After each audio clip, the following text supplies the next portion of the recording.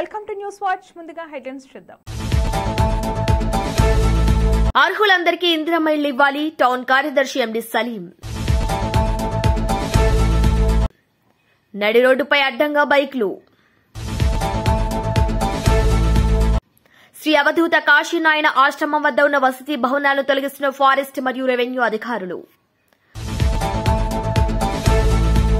Congress BJP తీరు తెలంగాణ తాగు సాగునీటి రంగానికి గొడ్డలి పెట్టుగా మారనుంది. వివేక హత్య కేసు ప్రత్యక్ష సాక్షి వాచ్మెన్ రంగయ్య మృతిపై కడప ఎస్పీ అశోక్ కుమార్ ప్రకటన.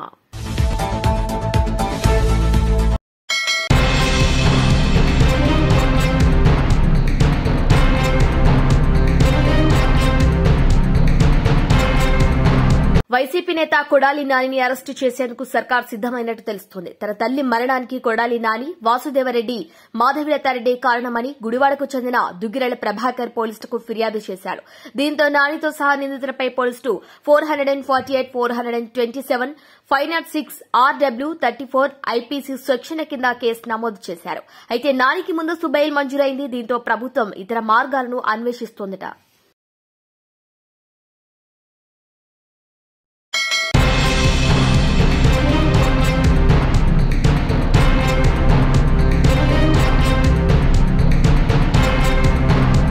నారా చంద్రబాబు నాయుడు ఇచ్చిన సూపర్ 6 అమలవ్వాలంటే 80,000 కోట్లు కావాల్సి ఉంది. కానీ గత ఏడాది కేటాయింపులు మాత్రం 7,282 కోట్లు. అందులోనూ ఖర్చు పెట్టింది 865 కోట్లే.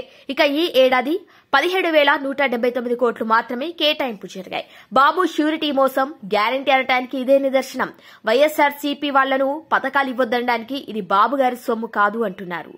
నిరుద్యోగ భృతి 7,200 కోట్లు, దీపం పథకానికి 3,900 కోట్లు, ఉచితంగా బస్సుకు మరో 3,000 కోట్లు, తల్లికి వందనానికి మరో 13,000 చిల్లర కోట్లు, 50 ఏళ్లకే పెన్షన్ అనే పథకానికి మరో 9,600 కోట్లు, మొత్తంగా కలిపి దాదాపుగా 79,867 కోట్లు, అంటే దాదాపు 80,000 కోట్లు కావాలి.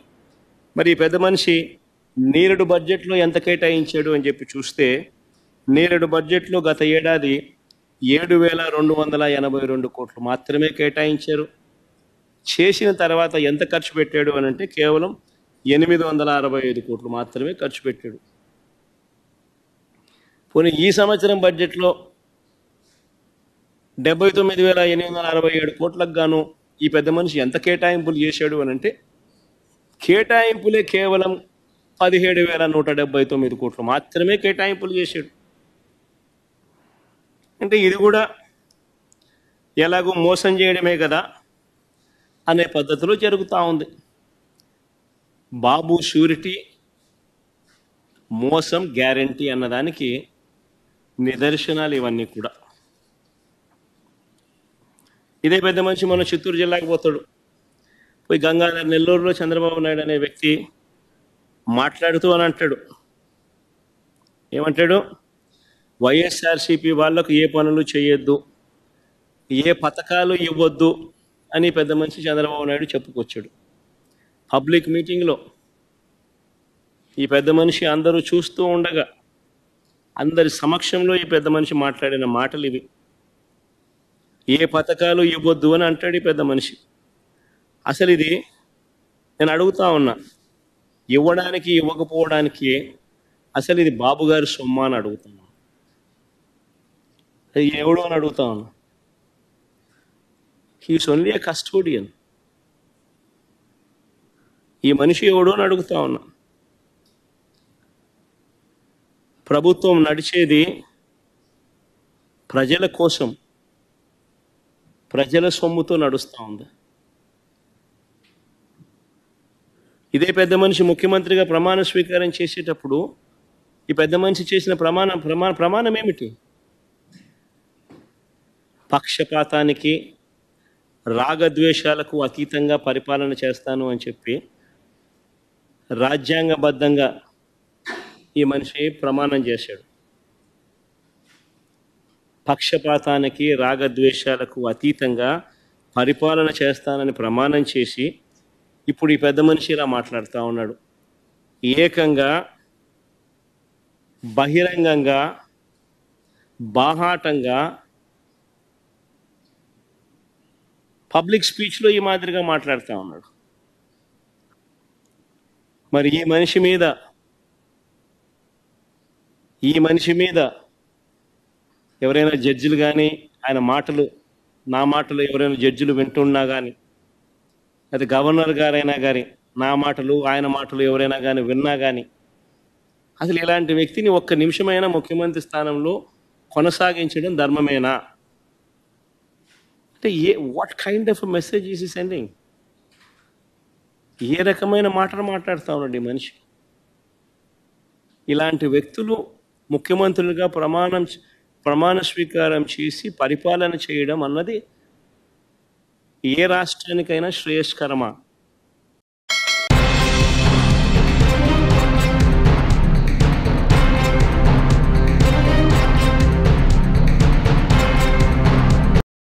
రంగయ్యది అత్యంత అనుమానాస్పద మృతిగా పరిగణిస్తున్నాం. ఇప్పటికే ప్రధాన సాక్షులు 5 చనిపోయారు. ఒకే పరిణామ క్రమంలో జరుగుతున్న ఈ మరణాలపై అన్ని కోణాల్లో సైంటిఫిక్ ఎవిడెన్స్ తో దర్యాప్తు కొనసాగుతోంది. సాక్షుల మరణంపై నిపుణుల బృందంతో విచారణకు మొదలు పెడుతున్నాం. Good evening sir. ఈరోజు ఈ మీడియా సమావేశం ఏర్పాటు చేయడానికి ముఖ్యమైనటువంటి కారణం వివేకానందరెడ్డి గారి హత్య కేసులో ప్రధానమైనటువంటి సాక్షి అయినటువంటి పులివెందులకు చెందిన రంగయ్య, అప్పుడు వాచ్మెన్గా పనిచేసినటువంటి వ్యక్తి, నిన్న సాయంత్రం 6:43 గంటలకి రిమ్స్ హాస్పిటల్ కడపలో చికిత్స పొందుతూ మరణించడం జరిగింది. నిన్న మధ్యాహ్నం 12 గంటలకు అస్వస్థతతో బాధపడుతున్నటువంటి అతన్ని పులివెందుల గవర్నమెంట్ హాస్పిటల్ తీసుకుని పోవడం జరిగింది. అక్కడ నుంచి రిమ్స్కి తరలించడం జరిగింది. రిమ్స్లో చికిత్స పొందుతూ మరణించారు. ఈ యొక్క వివేకానంద రెడ్డి హత్య కేసులో ప్రధానమైనటువంటి ముద్దాయి చనిపోవడం హై ప్రొఫెషనల్ మర్డర్గా మనం అనుమానిస్తూ ఉన్నాము. దీంట్లో భాగంగా బ్యాక్గ్రౌండ్లో ఎవరి ప్రమేయం ఉంది, అదేవిధంగా ఈ అనుమానాన్ని అన్ని కోణాల్లో కూడా దర్యాప్తు చేయడం కోసము ప్రయత్నాలు చేస్తూ ఉన్నాము. దీంట్లో భాగంగా ఇంతకు ముందు కూడా ఇదే విధంగా ప్రధానమైనటువంటి సాక్షులు 2019 నుంచి 2024 మధ్యలో 5 నుంచి 6 మంది చనిపోవడం జరిగింది. అందులో భాగంగా శంకర్ రెడ్డి 2019లో చనిపోవడం జరిగింది. అదేవిధంగా గంగాధర్ రెడ్డి 2022లో చనిపోవడం జరిగింది. వైఎస్ అభిషేక్ రెడ్డి 2024 సెప్టెంబర్లో చనిపోవడం జరిగింది. నారాయణ అనే వ్యక్తి చనిపోవడం జరిగింది. ఇప్పుడు రంగన్న 2025 మార్చిలో చనిపోవడం. ఇంతకు ముందు కూడా సాక్షులు చనిపోయిన క్రమంలో పోలీసులు వాళ్ళ చనిపోయారు, సిబిఐ వాళ్ళ ద్వారా చనిపోయారు అనేసి విధంగా అసత్య ప్రచారం చేస్తూ ఉన్నారు. దీన్ని అన్ని కోణాల్లో దర్యాప్తు చేస్తూ ఉన్నాము. దీని వెనుక ఎవరున్నారు, ఎందుకు ఇలా చేస్తున్నారు, ఆ ప్రధానమైనటువంటి కేసులో భాగంగా దీన్ని కప్పిపుచ్చే ప్రయత్నాలు ఏమైనా జరుగుతున్నాయా అనే అన్ని కోణాల్లో కూడా ఈ కేసుని దర్యాప్తు చేయడం జరుగుతుంది. దీనికోసం ఒక ప్రత్యేకమైనటువంటి టీంని ఏర్పాటు చేయడం జరిగింది. ఆ టీం సైంటిఫిక్ గాను మిగతా అన్ని రంగాల్లో అన్ని డాక్యుమెంట్స్ని వెరిఫై చేయడం జరుగుతుంది. ఆ కేసు ఇన్వెస్టిగేషన్ని త్వరితగతిన కంప్లీట్ చేయడం జరుగుతుంది. అంటే ప్రధానంగా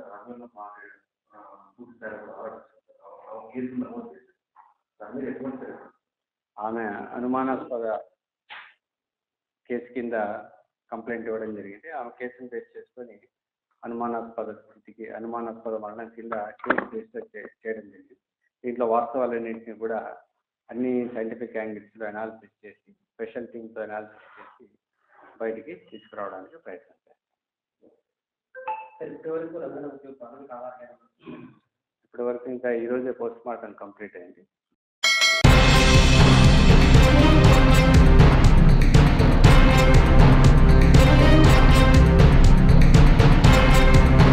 గ్యాస్ ఎన్రోల్మెంట్ రేషియో లిటరసీలో కర్నూలు వెనుకబడి ఉందని వాస్తవం. అందుకే రాబోయే డిఎస్సీలో కర్నూలుకి ఎక్కువ మంది ఉపాధ్యాయులు రాబోతున్నారు. కేజీ నుండి పీజీ వరకు ఒక కంట్రోల్ రూమ్ పెట్టి విద్యార్థులను ట్రాక్ చేస్తాం. ఇందుకు అవసరమైన ఐటీ ఇన్ఫ్రాస్ట్రక్చర్ ను తయారు చేస్తున్నాం. ఒక్కరు కూడా డ్రాప్ అవుట్ కాకూడదనే మా ప్రభుత్వ లక్ష్యం. గ్రాస్ ఎన్రోల్మెంట్ రేషియో కానివ్వండి, లిటరసీ రేట్ కానీ, డ్రాప్ అవుట్ కూడా చూస్తే అన్నిట్లో కర్నూలు పార్లమెంట్ వెనుకబడి ఉంది. అది వాస్తవం, దాంట్లో ఎలాంటి సందేహం లేదు. అందుకే మీరు ఈసారి చూస్తే డిఎస్సి లో రిక్రూట్మెంట్ లో పెద్ద ఎత్తున కర్నూలుకే ఉపాధ్యాయులు రాబోతున్నారు అధ్యక్ష. చాలా సీరియస్ గా తీసుకుంటున్నాను ఇది. అపార్ ఐడి అని కేంద్ర ప్రభుత్వం ఇప్పుడు స్లోగా మ్యాండేట్ చేస్తున్నారు. అంటే పిల్లలకి జీవితాంతం ఒక ఐడి వచ్చేస్తుంది, ఆధార్ కి ఇంటిగ్రేట్ చేసి ఒక ఐడి వస్తుంది. సో కేజీ నుంచి పీజీ వరకు అదే ఐడి వాళ్ళతో ట్రావెల్ అవుతుంది. మేము మాట్లాడుకుంది ఏంటంటే అపార్ ఐడి ద్వారా మేము ట్రాక్ చేద్దాం. ఒక కంట్రోల్ రూమ్ పెట్టి ట్రాక్ చేసి పిల్లలు ఎక్కడున్నారు, ఒక వారం పాఠశాలకు రాకపోతే ఎందుకు రావట్లేదు, ఎక్కడికి వెళ్ళారు ఈ పిల్లలు అనేది ఇప్పటి నుంచి ట్రాక్ చేద్దాం. ఐటీ ఇన్ఫ్రాస్ట్రక్చర్ మొత్తం మేము తయారు చేస్తున్నాం. ఎడ్యుకేషన్ పైన ఎటుకో షార్ట్ డిస్కషన్ ఇన్ డీటెయిల్ వెళ్ళిపోతే ట్రాక్ చేసి ఒక్కరు కూడా డ్రాప్ అవుట్ అవ్వకూడదు. ఇక్కడ 2 విషయాలు. ఒకటి, మీరు అన్నట్టు హాస్టల్ చాలా లిబరల్ గా వాడేసాం. మీరు ప్రశ్న అడిగారో లిబరల్ గా చెప్పారు. మీరు అన్నట్టు బ్రేక్ఫాస్ట్, లంచ్, డిన్నర్ ఇక్కడ హాస్టల్ వసతులు లేవు, వాస్తవం, అందరు తెలిసిన విషయం. కానీ మేము ఆలోచించే 2 విషయాలు. ఒకటి, ఇప్పుడున్న సంక్షేమ హాస్టల్స్ ఎట్లా బలోపేతం చేయాలి ఒక భాగం అవుతే వలసలుగా వెళ్తారు అధ్యక్ష. ప్రధానంగా వాళ్ళందరూ మిర్చి సమయంలో ఇక్కడికి వచ్చి గుంటూరులో ఎక్కువ శాతం మంది ఇక్కడ ఉంటారు. సో వాళ్ళు ఇక్కడికి వచ్చినప్పుడు ఇక్కడ అడ్మిషన్స్ ఇవ్వచ్చా, దానికి విధి విధానాలు ఏంటి అంటే వచ్చేది ఒక 4 నెలలు 5 నెలలకి ఇక్కడ అడ్మిషన్స్ ఇచ్చి వాళ్ళ పిల్లలకి చదువు ఇక్కడ కొనసాగించచ్చా, ఎందుకంటే అక్కడ స్కూల్ కిట్ ఎటువ ఇస్తాం కనుక ఇక్కడ చేయొచ్చు. ఆ ట్రాకింగ్ కూడా ఇప్పుడు మొదలు పెడతాం. అది ఒక భాగం. అంటే ఒక పక్కన హాస్టల్స్, ఇంకో పక్కన ఈ ట్రాకింగ్ 2 ఉంటేనే డ్రాప్ అవుట్ రేట్ తగ్గుతుంది, దాంట్లో ఎలాంటి సందేహం లేదు.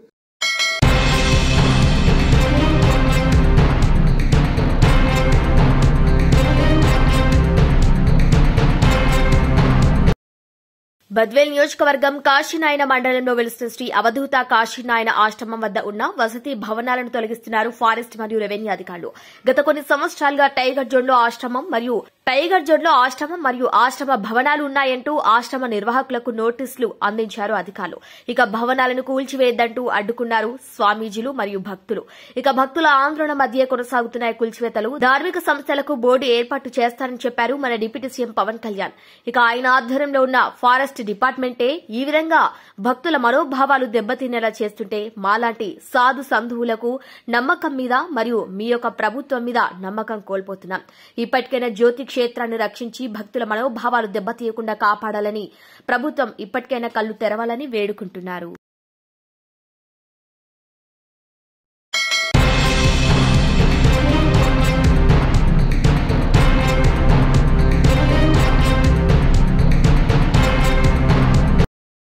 పులివెందుల పట్టణంలోని మెయిన్ బజార్లో శుక్రవారం రోడ్డు కడ్డంగా బైకులు పెట్టడంతో వాహనదారులు స్థానికులు ఇబ్బందులు పడుతున్నారు.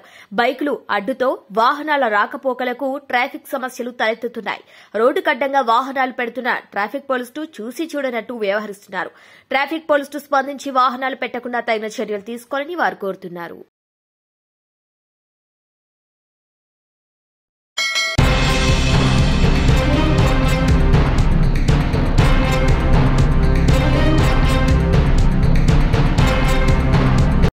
కొల్లాపూర్ పట్టణంలో 4వ వార్డులో పరిధిలో సిపిఎం పార్టీ ఆధ్వర్యంలో సర్వే నిర్వహించడం జరిగింది.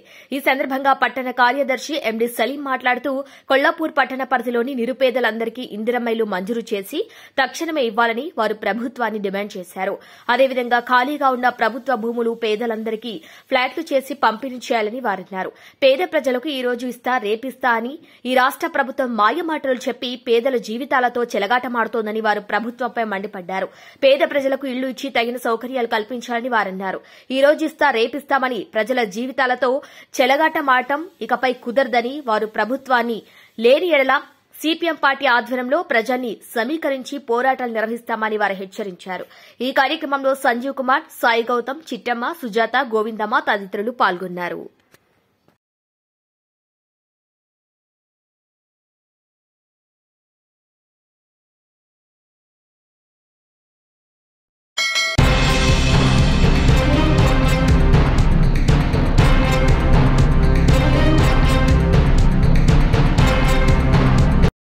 నకచెర్ల ద్వారా 200 టీఎంసీల కృష్ణానీళ్ల తరలింపు కోసం ఏపీ ముఖ్యమంత్రి చంద్రబాబు నాయుడు కుట్ర చేస్తుంటే రేవంత్ రెడ్డి మౌనం వహిస్తున్నారా? బనకచెర్ల ద్వారా గోదావరి వరద జలాలను తీసుకువెళ్తున్నాం, తెలంగాణకు నష్టం లేదని ఏపీ నీళ్ల మంత్రి అంటే నీటిపారుదల శాఖ మంత్రి ఉత్తమ్ మౌనం వహిస్తున్నారా? ఇక 3 నెలలుగా నాగార్జున సాగర్ కుడి కాలువ నుంచి రోజుకు 10,000 క్యూసెక్కుల రోజుకు 10,000 క్యూసెక్కుల నీటిని ఏపీ తరలించుకుంటుంటే రాష్ట ప్రభుత్వం మౌనం ఎందుకు వహిస్తోంది? గోదావరి కృష్ణా నీటిలో తెలంగాణ వాటాను ఏపీ ఇష్టారాజ్యంగా తరలించే కుట్రలు చేస్తుంటే ఈ ప్రభుత్వానికి ముఖ్యమంత్రికి ఉత్తమ్ కుమార్ రెడ్డి సహా ఏ ఒక్క నాయకుడికి పట్టింపు లేదు. బనకచెర్లతో తెలంగాణకు ఏం నష్టమని ఏపీ ముఖ్యమంత్రి చంద్రబాబు స్పష్టంగా మాట్లాడి 3 రోజులైనా ఒక్కరూ గట్టిగా స్పందించలేదు. నాగార్జున సాగర్, శ్రీశైలం, కృష్ణానదీ జలాల్లో ఆంధ్రప్రదేశ్కు తాత్కాలికంగా కేటాయించిన దాని ప్రకారం 512 టీఎంసీలు రావాలి. ఇదే ఎక్కువ. కానీ మీరు 657 టీఎంసీలు వాడారు. ఇది 4-5 రోజుల కింద లెక్క. 657 టీఎంసీల నీళ్లు వాడారు. తెలంగాణకు 343 టీఎంసీలు రావాలి. కానీ తెలంగాణకు 220 వచ్చింది. ఢిల్లీలో ఉన్న మీ పలుకుబడిని ఉపయోగించి బీజేపీ ప్రభుత్వంలో భాగస్వామిగా ఉండి మీరిద్దరు కలిసి తెలంగాణ నోరు కొట్టిండ్రు. బీజేపీ బాబు గారు కలిసి తెలంగాణ నోరు కొట్టిండ్రు. మీరు నాగార్జున సాగర్లో, శ్రీశైలంలో మీరు అక్రమంగా రోజుకు 2 టీఎంసీలు తీసుకుపోయి ఇవాళ తెలంగాణకు సాగునీరు, త్రాగునీరు లేకుండా చేశారు మీరు. రేపు హైదరాబాద్ మంచినీళ్ళకి ఇబ్బంది వచ్చే ప్రమాదం ఉంది. ఎడమ కాలువ కింద పంటలు ఎండిపోయే ప్రమాదం ఉంది. మీరు దత్తత తీసుకున్న మహబూబ్ నగర్ జిల్లాలో కల్వకుర్తి, నెట్టంపాడు, భీమా, కోయిల్ సాగర్ కింద కూడా పంటలు ఎండిపోయే ప్రమాదం ఉంది. కానీ మీరేమో సమన్యాయం అంటారు. సమన్యాయం మాటల్లో ఉంది, చేతల్లో లేదు. చంద్రబాబు గారు, చేతల్లో మీదంతా ఆంధ్రాకు న్యాయమే ఉన్నది. తెలంగాణ విషయంలో మీది పక్షపాత ధోరణి. ఇలా కృష్ణా నదీ జలాల్లో మీరు అధికంగా నీళ్లు తీసుకుపోయి తెలంగాణకు అన్యాయం చేసింది నిజం కాదా అని నేను సూటిగా అడుగుతా ఉన్నా.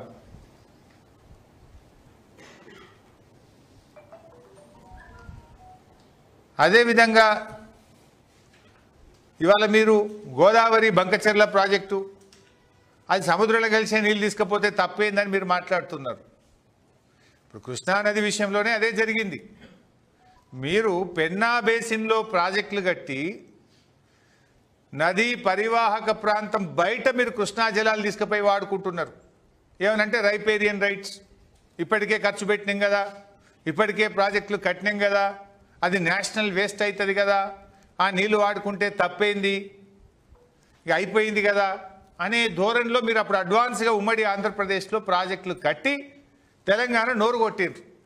కృష్ణానదిలో అత్యధిక పరివాహక ప్రాంతం కలిగిన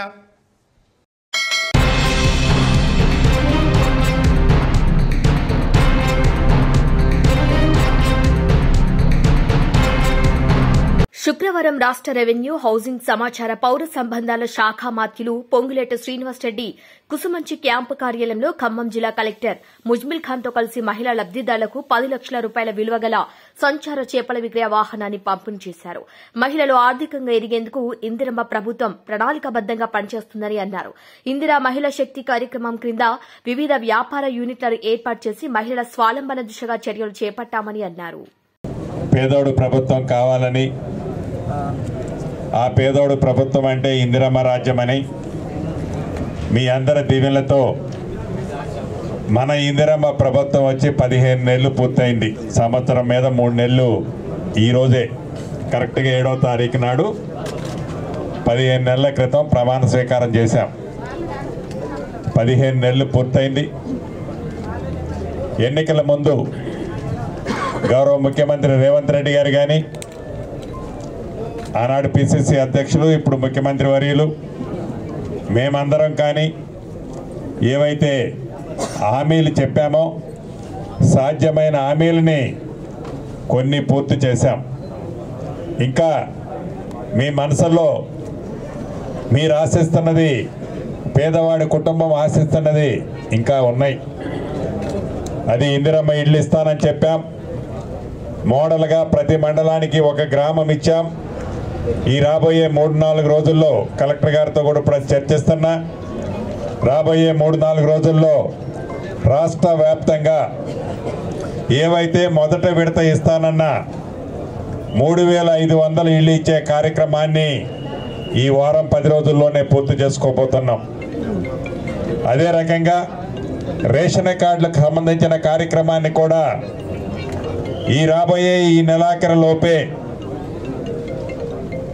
ప్రతి పేదవాళ్ళకి అర్హులైన వాళ్ళకి రేషన్ కార్డు కూడా ఇచ్చే కార్యక్రమాన్ని పూర్తి చేసుకోబోతున్నాం.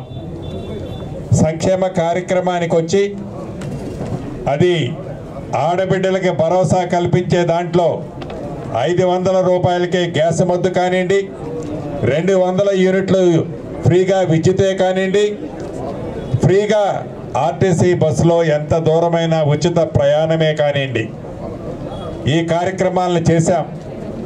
కొంతమంది నా ఆడబిడ్డల మనసులో సినన్న ఏదో తులం బంగారం ఇస్తున్నట్టు కదా ఏంది అని వాళ్ళ మనసులో ఉంది. కానీ రాష్ట్ర ఆర్థిక పరిస్థితి బాగాలేని కారణంగా కొద్దిగా టైం తీసుకోవాల్సి వస్తుంది. ఆర్థిక పరిస్థితి బాగలేని కారణంగా తులం బంగారం లేట్ అవుతున్నమాట వాస్తవం.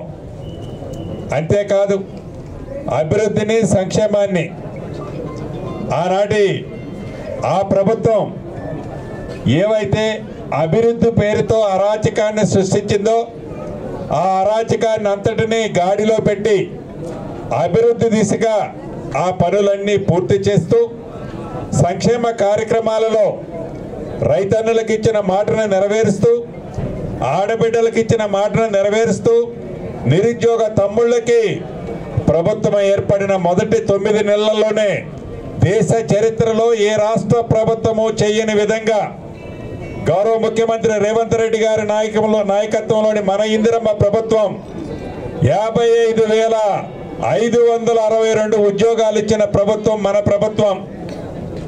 అంతేకాదు ఇంకా అనేక సంక్షేమ కార్యక్రమాలని ఎక్కడా తగ్గకుండా ఉన్న దాంట్లో పేదవాడికి ఏదైతే మంచి జరుగుతుంది అనుకుంటున్నామో ఆ జరిగే దాంట్లో ఆ చేసే దాంట్లో మన ఇందిరమ్మ ప్రభుత్వం చిత్తశుద్ధితో ఈనాడు పనిచేస్తుంది. భవిష్యత్తులో భగవంతుడి దయతో ఇచ్చిన ప్రతి మాటని మన ఇందిరమ్మ ప్రభుత్వం చిత్తశుద్ధితో పనిచేసే దిశగా ఈ రాష్ట్ర ప్రభుత్వం ముఖ్యమంత్రి రేవంత్ రెడ్డి గారి నాయకత్వంలోని మన ప్రభుత్వం పనిచేస్తుంది. తప్పకుండా ఇచ్చిన ప్రతి మాటని కొద్దిగా ఆలస్యం కావచ్చు, ఆలస్యమైనా ఇచ్చిన ప్రతి మాటని నెరవేర్చుతుంది చిత్తశుద్ధితో మన ఇందిరమ్మ ప్రభుత్వం అని మీ అందరికీ తెలుపుకుంటూ సెలవు తీసుకుంటున్నానక్క. బులెటిన్ ముగించే ముందు హెడ్లైన్స్ మరొకసారి. అర్హులందరికీ ఇందిరమ్మ ఇళ్లు ఇవ్వాలి, టౌన్ కార్యదర్శి ఎండి సలీం. నడి రోడ్డుపై అడ్డంగా బైక్లు. శ్రీ అవధూత కాశీనాయన ఆశ్రమం వద్ద ఉన్న వసతి భవనాలను తొలగిస్తున్న ఫారెస్ట్ మరియు రెవెన్యూ అధికారులు. కాంగ్రెస్ బీజేపీ తీరు తెలంగాణ తాగు సాగునీటి రంగానికి గొడ్డలి పెట్టుగా మారనుంది. వివేక హత్య కేసు ప్రత్యక్ష సాక్షి వాచ్మెన్ రంగయ్య మృతిపై కడప ఎస్పీ అశోక్ కుమార్ ప్రకటన.